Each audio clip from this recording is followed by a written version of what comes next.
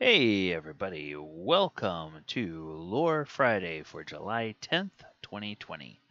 I'm your host, DM Galabond.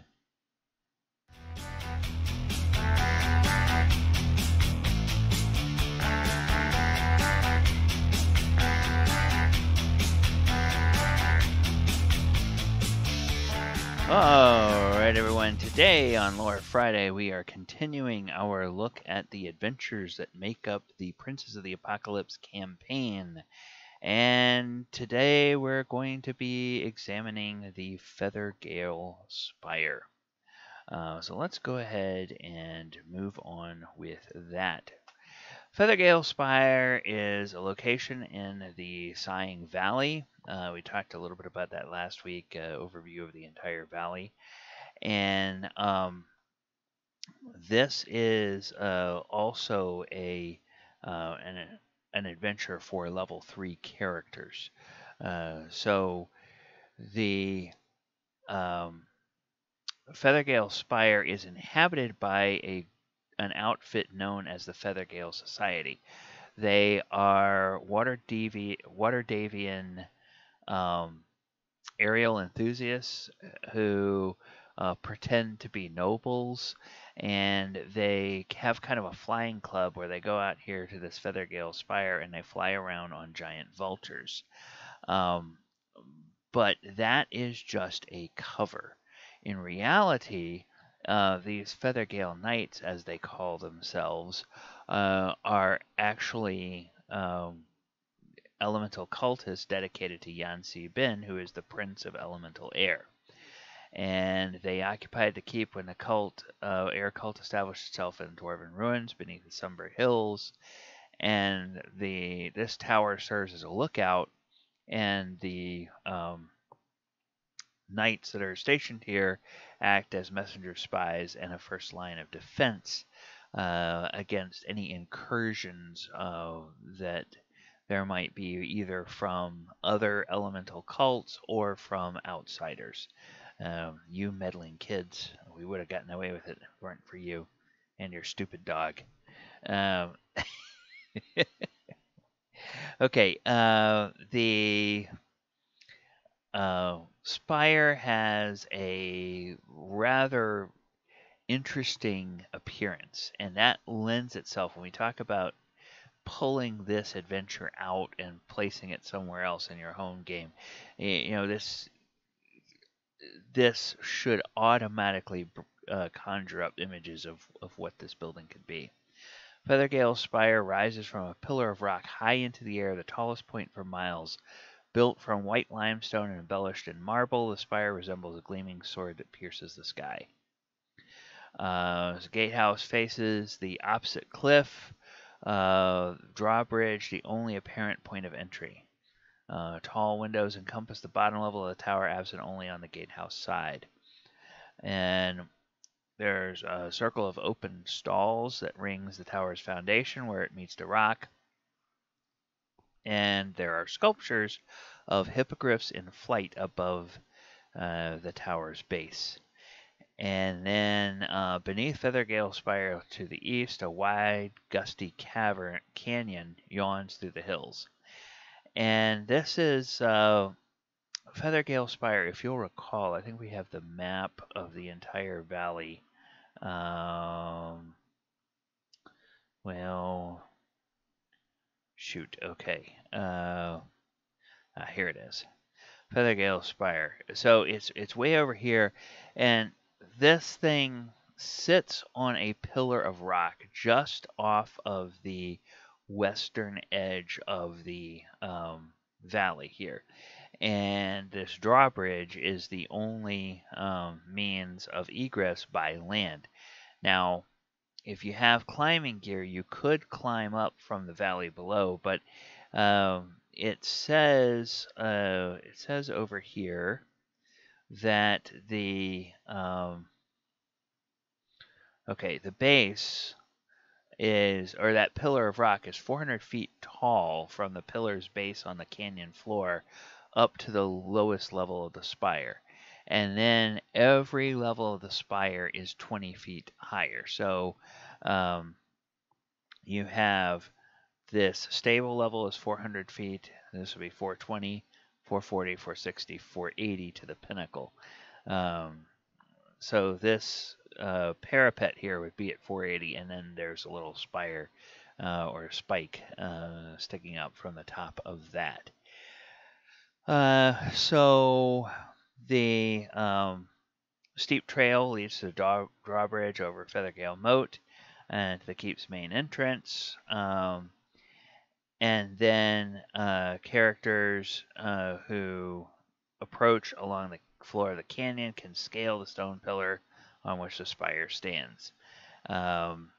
Characters coming from the top of the canyon can, of course, go up to the edge of the drawbridge, which is usually kept up, and they have a bell there that you can ring so that it will alert somebody that they have visitors.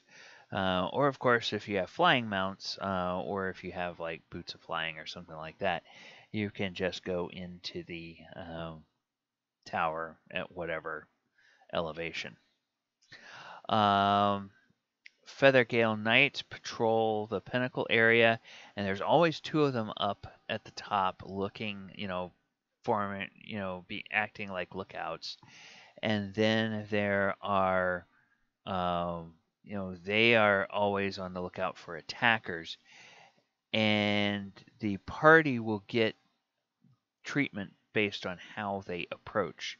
They approach peacefully, they're welcomed, and if they try to sneak in or assault the spire, they, get met with resistance from the armed occupants. So the ceilings are 18 feet high, and then defenders. The scenario here sets up how many defenders are in each area. Doors are made of wood banded with iron. Most of them can't be locked, but they can be barred. And there's a DC 20 strength check to break a barred door. All floors are made of white stone. It's brightly lit during the day and dimly lit at night with reinforced shutters closed. Light becomes dim during the day and dark at night. Locks require thieves' tools and a successful DC 15 dexterity check. Feathergale Knights keep their wealth locked in chests in their cells. Each knight also has 2d10 GP and mixed coins and minor valuables. And then oversized windows of ground floor allow light and air to pass easily into the tower. 3 feet from the ground, 6 feet tall, and 8 feet wide. Smaller windows, about half the size of larger ones in levels 2 and 3. Shutters reinforced with iron bands prevent the windows be shut and barred. Barred window is treated like a barred door for the purposes of trying to break it open. So everything here sets up this as a tower, and as you go through, you find that there's like a hierarchy within the tower. You have the initiates, and then you have the regular knights, and then you have the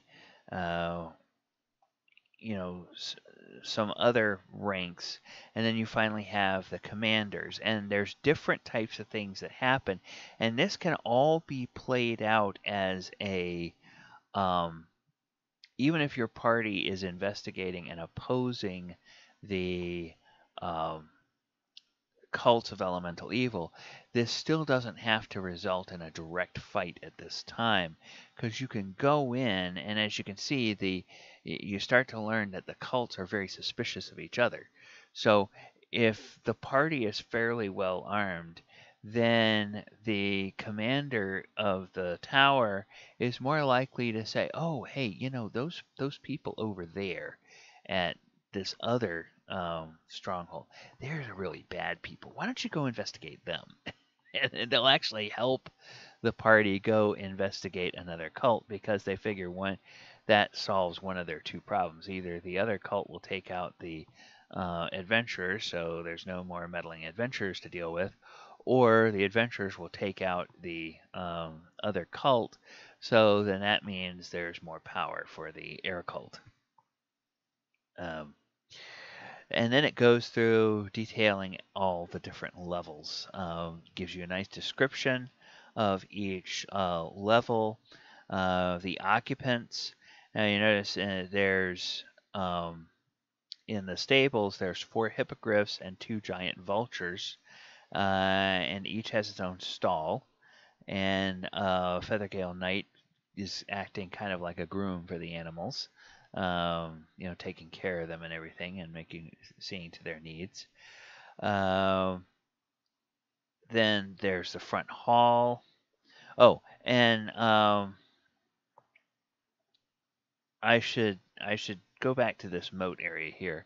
There is a bell near the ledge. A brass bell hangs from a wooden post. If you ring the bell, a named Feathergale Knight called Savra Bellabranta, who is a person that's connected with other people, opens a small window near the gate, welcomes the characters, and asks what brings them here. And then, if the visitors are friendly, she will lower the drawbridge, and then she'll actually take them into a specific area, into the main hall for an event called the Knight's Quest. And then there's a feast commemorating the 10th year of the Feathergale Society. But if they are not friendly, there's a battering ram that can be released. So it's like if the party acts unfriendly or they raise suspicions among the Feathergale Knights, they might indeed go ahead and lower the drawbridge and let them in. And even then, as they do, they might release that ram that will go and bash them and, try to knock them off the moat, or not knock them off the bridge into the moat, which is hundreds of feet, a very long fall, 400-foot fall. Unless you have feather fall or something like that, it's probably going to hurt.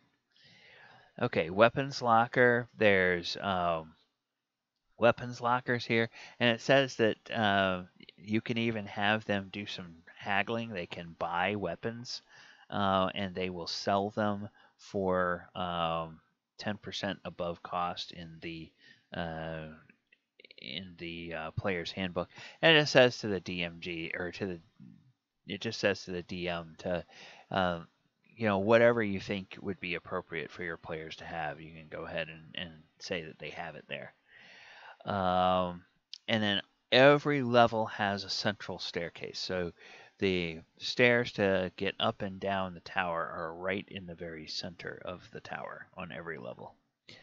Then there's a place where the initiates stay. There's a kitchen, solarium, a great hall, and this is where some of the events will take place.